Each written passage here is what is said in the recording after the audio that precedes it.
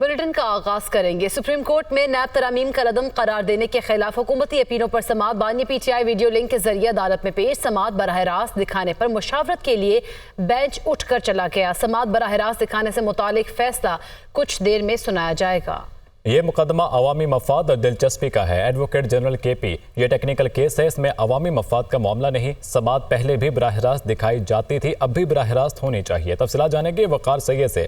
وقار، مزید سماعت کا حوال بتائیے گا۔ جی بالکل، نیب ترامیم کے خلاف جو وفاقی حکومت کی انٹرا کورٹ اپیل ہے، اس پر چیف جسٹس کی سربراہی میں جو 5 رکنی بینچ ہے اس نے سماعت شروع کی۔ تو جو ایڈوکیٹ جنرل خیبر پختونخوا ہے ان کی جانب سے کہا گیا کہ یہ جو ہے وہ اس مقدمے کو لائیو ہونا چاہیے، جبکہ جس پر جو جسٹس اطہر من اللہ ہے ان کی جانب سے بھی کہا گیا کہ پہلے اس کی لائیو سٹریمنگ ہوتی تھی اور اب اس کو بھی لائیو سٹریم جو ہے وہ ہونا چاہیے۔ بانی پی ٹی آئی جو ہے وہ ویڈیو لنک کے ذریعے ڈیالہ جیل سے اس سماعت میں جو ہے وہ شریک ہیں، جبکہ جب ایڈوکیٹ جنرل کی جانب سے یہ کہا گیا کہ یہ عوامی مفاد اور دلچسپی کا مقدمہ ہے، لہٰذا اس کو لائیو ہونا چاہیے، تو جس پر چیف جسٹس آف پاکستان کی جانب سے ریمارکس دیے گئے کہ یہ عوامی مفاد کا نہیں بلکہ ٹیکنیکل جو ہے وہ مقدمہ ہے۔ اس کے علاوہ جو بینچ ہے وہ اس وقت مشاورت کر رہا ہے کہ آیا جو نیب ترامیم کے خلاف انٹر کورٹ اپیلوں کی جو سٹریمنگ ہے وہ یوٹیوب پر جو سپریم کورٹ آف پاکستان کا چینل ہے وہاں پر لائیو اس کی سٹریمنگ جانی چاہیے یا نہیں۔ آدھے گھنٹے کا وقفہ کیا گیا تھا جس میں بینچ اٹھ کر جو ہے وہ چلا گیا تھا، جبکہ پاکستان تحریک انصاف کے جو وکلاء ہیں انہوں نے بھی ایڈوکیٹ جنرل خیبر پختونخوا کے جو مطالبہ ہے اس کی حمایت کی اور ان کی جانب سے کہا گیا کہ اس سے قبل بھی ایک پٹیشن اسی سے متعلق جو زیر التوا ہے پہلے اس پر فیصلہ کیا جائے۔ تاہم جو 5 رکنی کمیشن جو بینچ ہے وہ اس وقت جو ہے وہ مشاورت میں مصروف ہے اور وہ یہ فیصلہ کرے گا کہ آئے یہ لائیو سٹریمنگ جانی چاہیے یا نہیں۔ اس سے قبل جتنی بھی سماعتیں ہوئی تھی وہ لائیو سٹریمنگ پر تھی، لیکن گزشتہ سماعت پر جب بانی پی ٹی آئی اس مقدمے میں اس کیس میں ویڈیو لنک کے ذریعے جو ہے وہ شریک ہوئے تو اس وقت جو ویڈیو لنک ہے وہ آف کر دی گئی اور اس مقدمے کی کوریج جو ہے وہ یعنی لائیو سٹریمنگ نہیں ہونے دی گئی۔ اب یہ معاملہ جو ہے وہ ججز کی زیر التوا ہے اور اب سے کچھ دیر بعد باقاعدہ طور پر کورٹ روم میں سنایا جائے گا کہ آیا جو نیب ترامیم سے متعلق جو کیس ہے اس کی لائیو سٹریمنگ مزید جو ہے وہ جاری رہے گی یا نہیں۔ جی بہت شکریہ وقار سید، آپ ہمیں آگاہ کر رہے تھے۔ آگے بڑھتے کو بتایا کہ وزیر دفاع خارجہ آصف کا کہنا ہے کہ دہشت گردی کے واقعات میں سرحد پار عناصر کے ملوث ہونے کے شواہد موجود ہیں۔ پاکستان نے دہشت گردی کے خلاف بہت قربانیاں دی ہیں۔ ملک نے انتہا پسندی کے باعث بہت نقصانات اٹھائے۔ پاکستان دہشت گردی اور انتہا پسندی کے خاتمے کے لیے پرعزم ہے۔ دہشت گردی کے خاتمے کے لیے کامیابی سے نیشنل ایکشن پلان پر عمل کیا گیا۔ دہشت گرد عناصر اور ان کے مراکز کا خاتمہ ضروری ہے۔ وہ اسلام آباد میں انسداد شدت پسندی سیمینار سے خطاب کر رہے تھے۔ And then we have Afghanistan, which for last 3-4 decades has become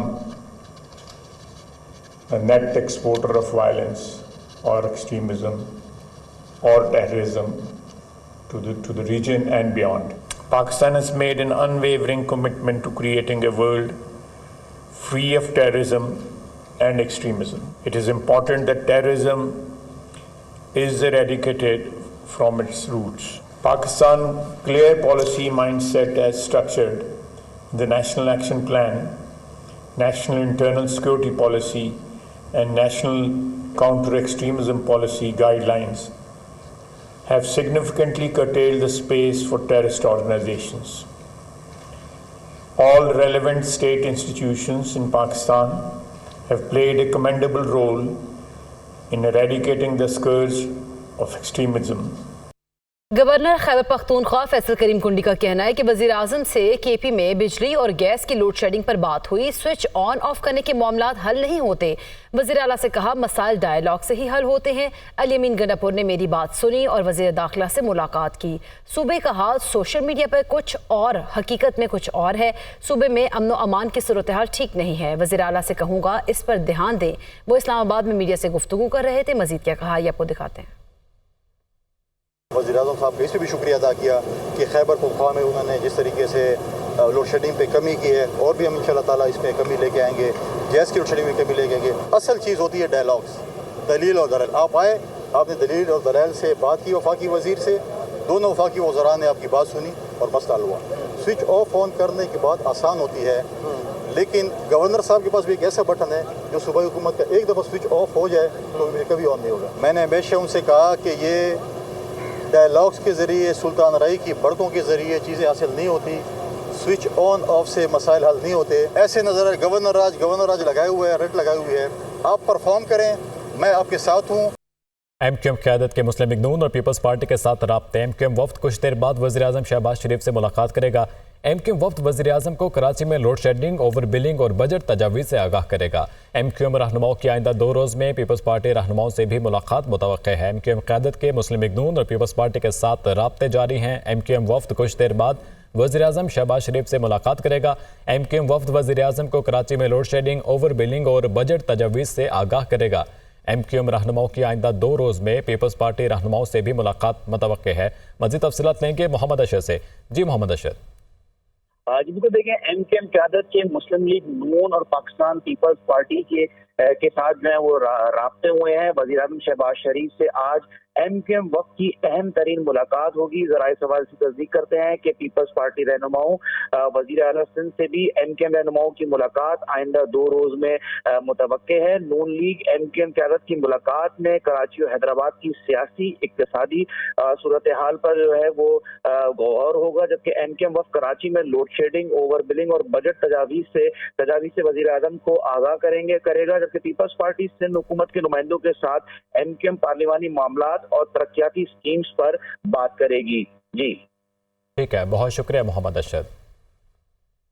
session court اسلام آباد نے بانی پی ٹی آئی کو تھانہ شہزاد ٹاؤن میں درج 9 مئی کے دونوں مقدمات سے بری کر دیا. جوڈیشل مجسٹریٹ عمر شبیر نے بریت کی درخواستوں پر محفوظ فیصلہ سنا دیا. عدالت نے ناکافی شواہد کی بنیاد پر بانی پی ٹی آئی کو بری کر دیا ہے. اہم خبر دے رہے ہیں آپ کو, سیشن کورٹ اسلام آباد نے بانی پی ٹی آئی کو تھانہ شہزاد ٹاؤن میں درج 9 مئی کے دونوں مقدمات سے بری کر دیا ہے.